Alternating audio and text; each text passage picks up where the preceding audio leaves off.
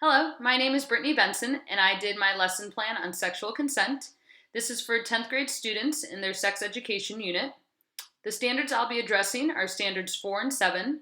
So students will demonstrate the ability to use interpersonal communication skills to enhance health and avoid or reduce health risks. And students will demonstrate the ability to practice health enhancing behaviors and avoid or reduce health risks. The learning objectives that I'll aim to cover are students will be able to understand what sexual consent is and at least two ways it can be given. Students will be able to identify situations where sexual consent is given or not given by reviewing different scenarios in a worksheet. And students will be able to perform how to give or deny consent during a role-playing activity with a partner. So to open up this lesson, I am going to do a bell ringer activity. So something that I'll use a lot with my classes is journaling. So students will know when they come in, if I tell them that they have a bell ringer, they'll take out their journals and usually there'll be a prompt. With this one, we are going to watch a short clip, and in this clip, there's a male that is going around and doing things without asking for permission. So he grabs a stranger's coffee and starts drinking it without asking. He grabs a friend's phone and starts looking at it without asking. So he's doing all of these behaviors without actually receiving consent.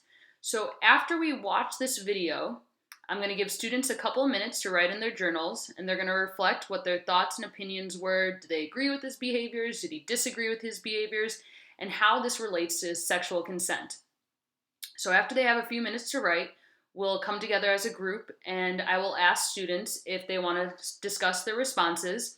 And through their responses, we're going to just create a list of what we think as a class are the requirements for sexual consent. So whether someone gives a wrong answer or a right answer, this is our own class list. So we'll see how this compares with what is actually needed for consent.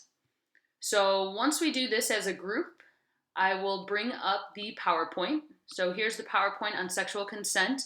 I'll first go over just an overview of what it is, that it's required and what its requirements are.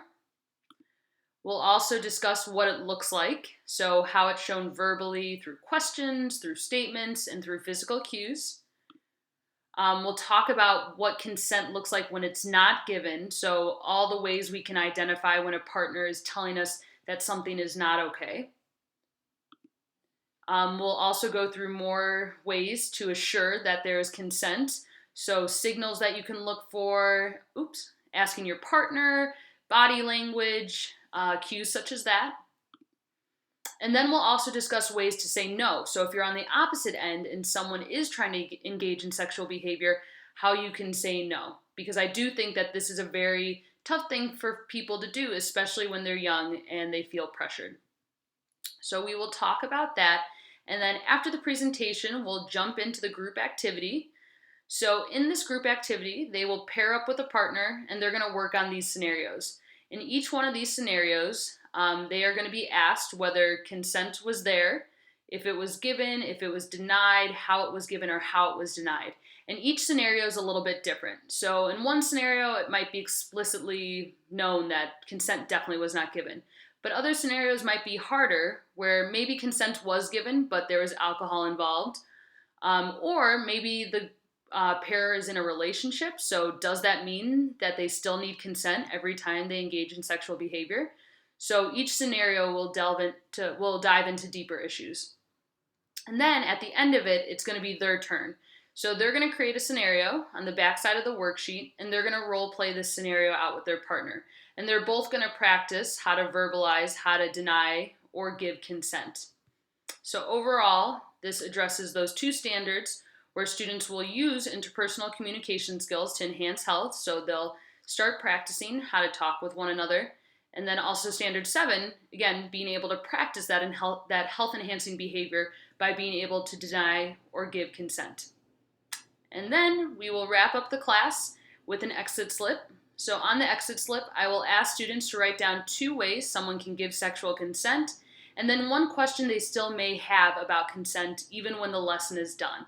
And I'll address those questions the next day in class in case anyone's still confused on the topic. And that is my lesson. Thank you.